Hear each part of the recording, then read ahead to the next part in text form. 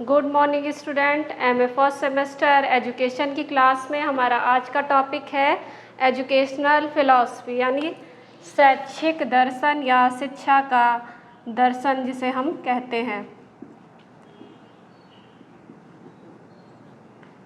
शैक्षिक दर्शन।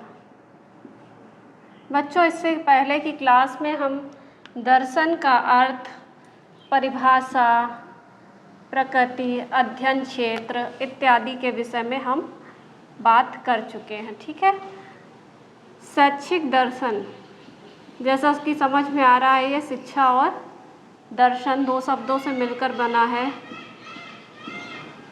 जिसमें हम शिक्षा और दर्शन दोनों का ही अर्थ समझ चुके हैं। अब बात करते हैं शैक्षिक दर्शन की। शैक्षिक दर्शन है क्या? बेटा, जितने भी दार्शनिक हुए हैं, सभी दार्शनिकों के सृष्टि, स्रष्टा, आत्मा, परमात्मा, जीव जगत, करणीय अकरणीय कर्मों आदि के विषय में सभी के अपने अपने मत रहे हैं। ठीक है।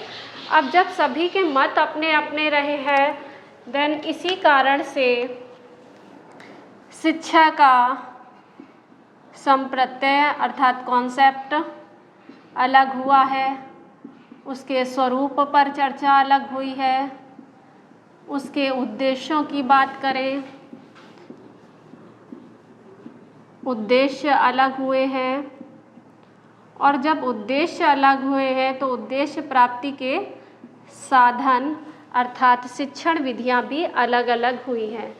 इन्हीं दार्शनिकों के अलग अलग विचारों ने शिक्षा दर्शन को जन्म दिया। ठीक है। तो बेसिकली हम शिक्षा दर्शन में क्या पढ़ते हैं, शिक्षा दर्शन की विषय वस्तु क्या है?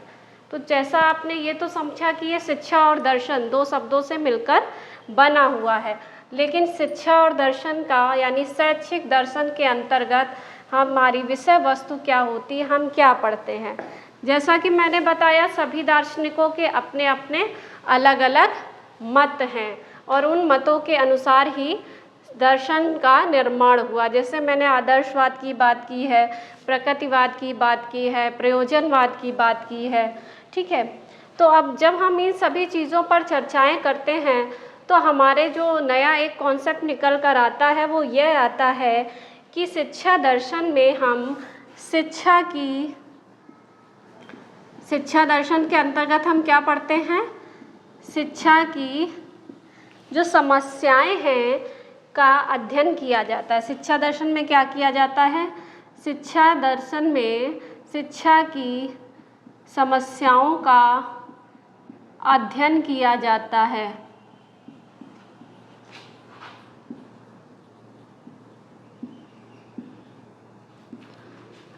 इसके साथ ही साथ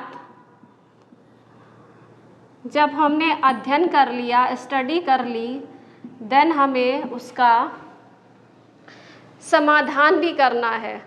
शिक्षा हमारी सिर्फ अध्ययन करने तक सीमित नहीं है, बल्कि उसका समाधान करने पर भी आगे बढ़ती है। तो शिक्षा दर्शन की समस्याओं में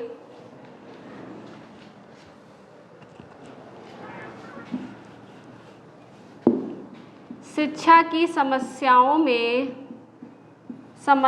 के या समाधान में कह सकते हैं, शिक्षा की समस्याओं के समाधान में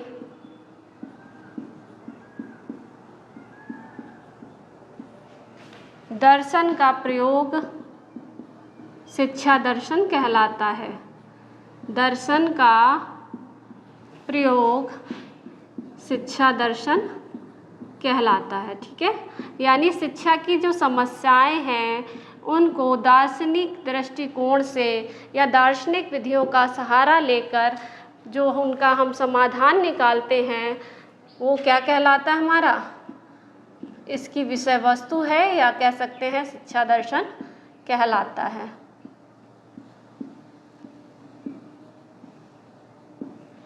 ठीक है। शिक्षा की समस्याओं के समाधान में दर्शन का प्रयोग करना शिक्षा दर्शन कहलाता है। अर्थात शिक्षा दर्शन में हम शिक्षा की समस्याओं का दार्शनिक विधियों के द्वारा हल निकालते हैं। ठीक है, इस विधि में हेंडरसन महोदय हैं, उनकी परिभाषा भी प्रसिद्ध है।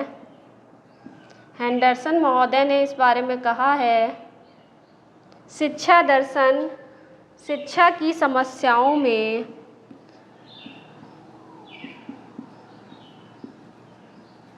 शिक्षा दर्शन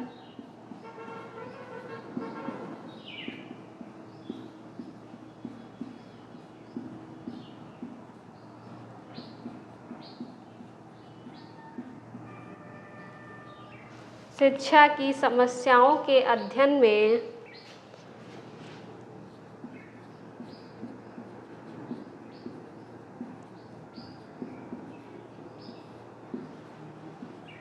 दर्शन का प्रयोग है।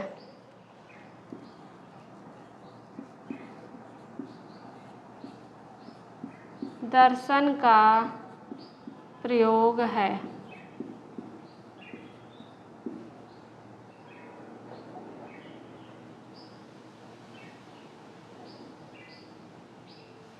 ठीक है, तो ये हमारी हेंडरसन महोदय की परिभाषा हो गई। और ज़्यादातर दार्शनिक इन बातों से या ये कह रहे हैं इन प्रकरण से संबंध रखते हैं, उनका भी यही मत है, इस पर वो एक मत है। हालांकि स्वरूप है, शिक्षा के उद्देश्य हैं, उस पर सभी के अलग अलग विचार हैं, लेकिन अगर हम बात करें शिक्षा दर्शन की परिभाषा के संदर्भ में, इसके अर्थ के संदर्भ में, तो मुख्यतः सभी दार्शनिक एक मत है। ठीक है बच्चों, तो ये हमारा शिक्षा दर्शन का अर्थ हो गया। आगे क्लास में हम अगला टॉपिक पढ़ेंगे। आज की क्लास में इतना ही। थैंक यू बच्चों।